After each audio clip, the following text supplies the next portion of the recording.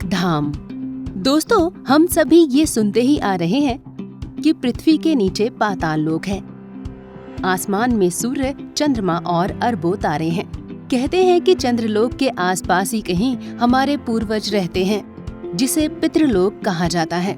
पितृलोक से ऊपर जब आप जाएंगे तो वहाँ स्वर्गलोक है। स्वर्गलोक में ही इंद्र सभी देवताओं के साथ रहते हैं। लेकिन स्वर्ग से सुंदर और उससे भी ऊपर क्या है? तो हम आपको बता दें कि स्वर्ग से ऊपर ब्रह्मलोक है, जहाँ ब्रह्मा जी रहते हैं और वहीं से वो सारी सृष्टि की रचना करते हैं। लेकिन ब्रह्मलोक से भी ऊपर वैकुंठ लोक है, जहाँ भगवान विष्णु अपने पार्षदों के साथ रहते हैं। कहते हैं कि जिसे भी मोक्ष प्राप्त हो जाता है वो सीधा भगवान विष्णु के लोक वैकुंठ चला जाता है। लेकिन क्या इसके भी ऊपर कोई लोक है या फिर यहीं पर हमारे ब्रह्मांड का अंत है? तो आज द कर्मा आपको ऐसे लोक में ले जा रहा है जो सभी लोकों से ऊपर और श्रेष्ठ है। इस लोक में ही श्री कृष्ण रहते हैं। आप कहेंगे कि श्री कृष्ण तो भगवान विष्णु के अवतार हैं, तो फिर उनके लिए अलग लोक कैसे हो सकता है?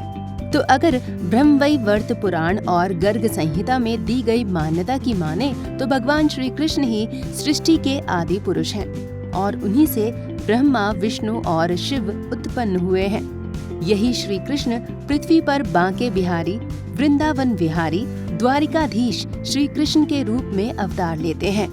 ब्रह्मवैवर्त पुराण के अनुसार श्री कृष्ण विष्णु जी के अवतार नहीं हैं, बल्कि विष्णु भी इन्हीं से उत्पन्न हुए हैं।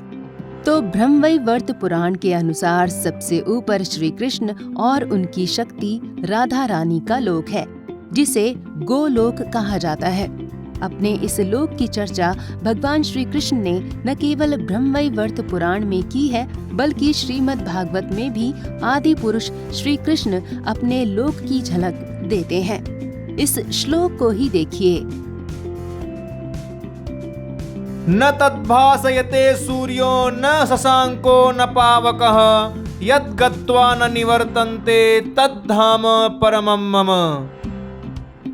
इस श्लोक में भगवान श्री कृष्ण कह रहे हैं कि जहाँ बिना सूर्य के भी प्रकाश का भंडार इकट्ठा रहता है, अर्थात जो मेरा धाम है उसमें सूर्य की किरणों की जरूरत नहीं है, बल्कि वे स्वयं में ही प्रकाशमान हैं।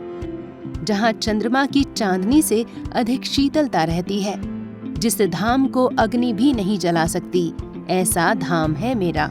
और मेरे धाम में जाने के बाद कोई वापस नहीं आता है, वहीं मुझे ही प्राप्त हो जाता है।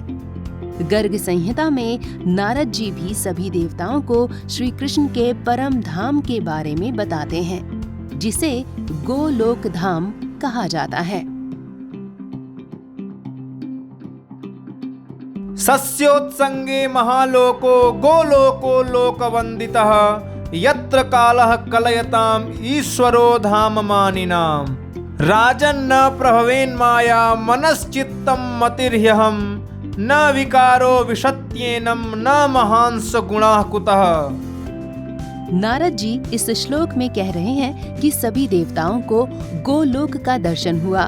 गोलोक जहाँ देवताओं के भी स्वामी, अभिमानी, काल का भी वश नहीं चलता, जहाँ एक तरफ पृथ्वी लोक और अन्य लोकों में माया ने सभी को अपने आप में ही व्याप्त कर रखा है, वहीं गोलोक में माया का भी कोई प्रभाव नहीं पड़ता तथा शारीरिक एवं मानसिक विकारों का गोलोक में कोई वश नहीं चलता है।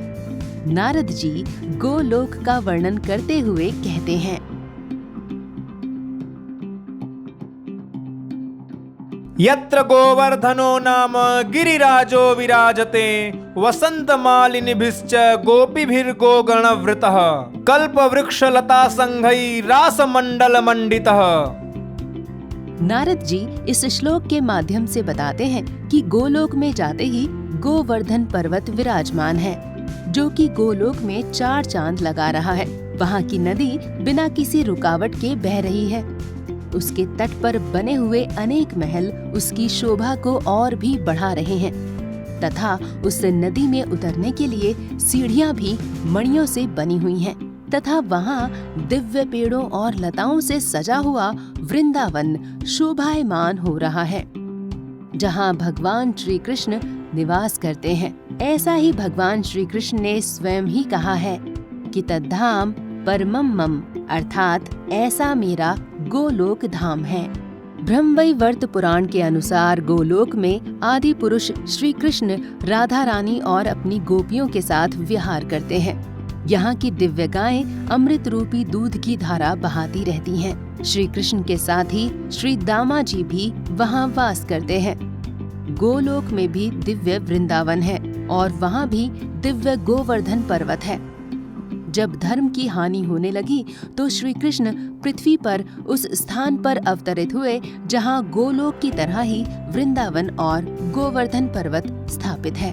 श्री कृष्ण के साथ गोलोक के पृथ्वी लोक पर राधा रानी और अन्य गोपियों ने भी अवतार लिया और यहाँ भक्ति और प्रेम की स्थापना की और वापस अपने गोलोक चले गए।